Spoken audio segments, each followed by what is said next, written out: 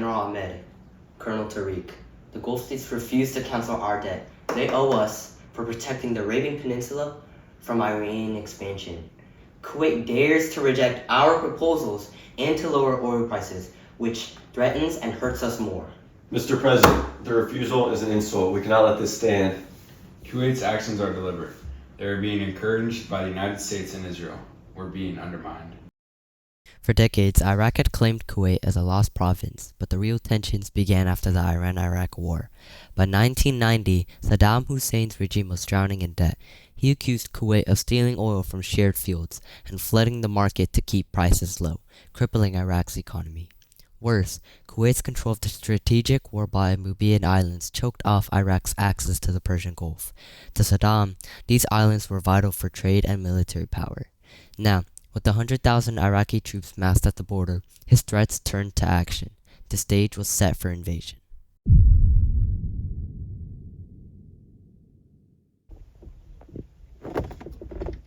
Till 4 o'clock here on KFI. When we come back, a little visit to Hollywood with Heather Booker. We'll get Breaking news, the Persian Gulf is a powder keg. War is imminent. Saddam Hussein vows defiance as U.S.-led forces prepare to strike. Oil prices spiral, troops brace for battle, and the world watches, knowing the first shots could ignite a firestorm. This is not a drill, it's the brink of war. Stay tuned. Shoot. I sure hope it doesn't come to a war, but if it does, we'll be ready. If they will not cancel our debt, then we will take what is rightfully ours. Kuwait will learn the price of defiance. Mr. President, the Americans are already mobilizing. We must act swiftly. Let them come. We will defend our interests at any cost. The stage was set for a confrontation that would reshape the Middle East. The Persian Gulf War was on the horizon, and the world held its breath. On August 2, 1990, Iraqi forces under Saddam Hussein invaded Kuwait, a small but oil-rich neighbor. Claiming Kuwait as part of Iraq, Hussein sought to control its vast oil reserves and erase Kuwait's debt from the Iran-Iraq War. The invasion shocked the world and set the stage for the Persian Gulf War.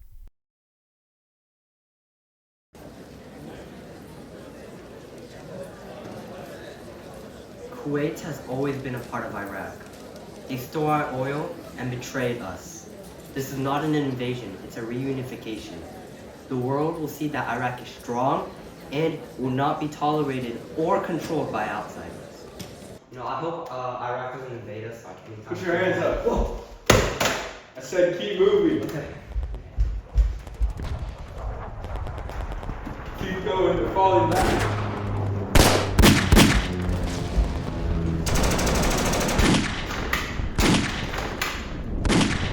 This is Iraqi land now.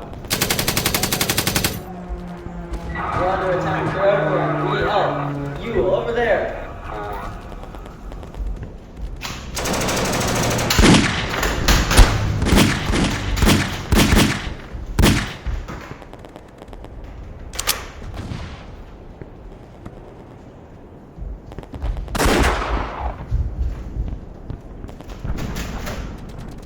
Good job. It only took 2 days for Kuwait to fall.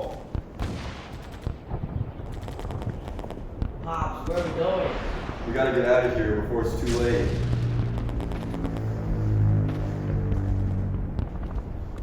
General, why are you doing this for your neighbors? We belong to Iraq. We deserve justice. Keep moving, keep moving.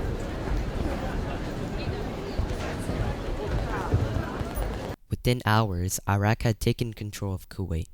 The world watched in shock as thousands fled, and Saddam Hussein declared Kuwait the 19th province of Iraq. The invasion was over, but the fight for Kuwait's freedom had only just begun. January 17, 1999. After months of failed UN negotiations, the coalition launched Operation Desert Storm at 2:30 Baghdad time. F-117 stealth fighters struck first, hitting Saddam's command centers. Their orders: liberate Kuwait by any means necessary. Target locked. Bombs away. They're dropping bombs on us. Take cover! We can't stop them, they're hitting everything. Retreat! Retreat! They're running, push forward. Watch for the mines. There's nothing to eat. Fall back. Fight the wells as you go. Push forward. Don't let them regroup. Yes, sir. Keep going. Drop the oil.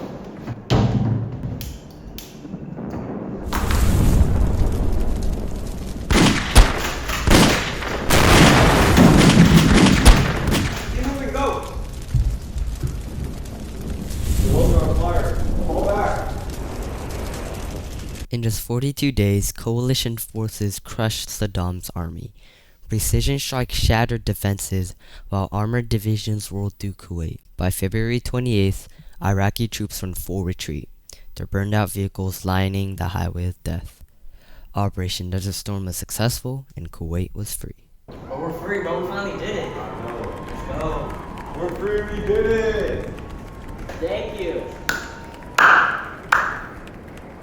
As Kuwait's flag rose over liberated streets, a new enemy emerged. The ground war had ended, but the battle against the flames, that was only beginning. As the last tanks retreated, the true devastation emerged. Across Kuwait's horizon, hundreds of oil wells roared to life, not in production, but in destruction.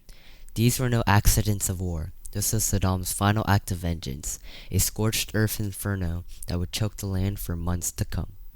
These fires are unlike anything we've ever seen. They're not just a military obstacle, they're an environmental disaster. We need to contain them before the damage becomes irreversible. General, my teams have been out there for 6-7 weeks. The heat is unbearable, and the smoke, it's like breathing poison. We are losing men to the fumes. This isn't war. This is destruction for destruction's sake. Those fires are a crime against humanity and the planet. For 280 days, nearly 10 months, the oil fires raged across Kuwait, consuming an estimated 6 million barrels of crude daily. The inferno spewed over 1.5 billion tons of carbon dioxide into the atmosphere, along with toxic plumes of sulfur dioxide and soot that blackened skies across Central Asia. Satellite images showed smoke stretching 1,500 miles, reaching the Himalayas where particles contaminated glaciers. Over 10,000 firefighters from 40 nations battled the blazes, using everything from dynamite to Soviet-built jet engines to suffocate the flames at a cost exceeding $50 billion. Yet no price could quantify the human toll. Thousands suffered respiratory failure, livestock perished in poisoned fields, and coastal ecosystems collapsed under a tide of spilled oil. These fires were more than weapons of war. They became a warning to humanity about war's indiscriminate destruction of land, air, and life itself. After only 100 hours of intense ground fighting, Iraq accepted a UN-imposed ceasefire. The Gulf War had come to an end, but the consequences were far-reaching. Oh my god.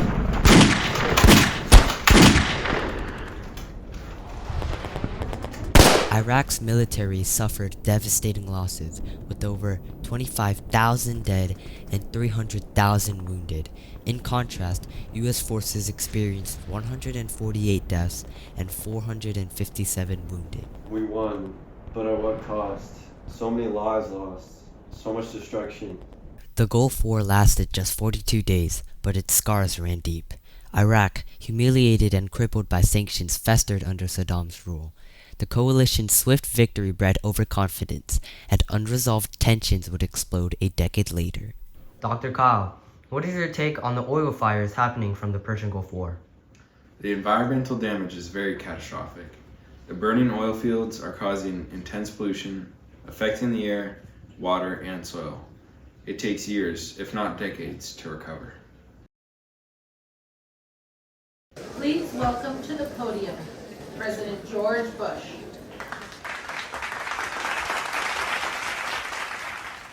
We have made the difficult decision not to pursue Saddam Hussein further. While his regime remains a threat, the potential for a prolonged civil and regional war is too great. Instead, we will impose international economic sanctions on Iraq to pressure the regime. Saddam Hussein remained in power, defiant even with his military power severely reduced. The sanctions would remain in effect for years, shaping the future of Iraq and the region. As U.S. troops returned home, the world watched the unfolding consequences of the Gulf War, a conflict that left a lasting impact on the Middle East and global politics.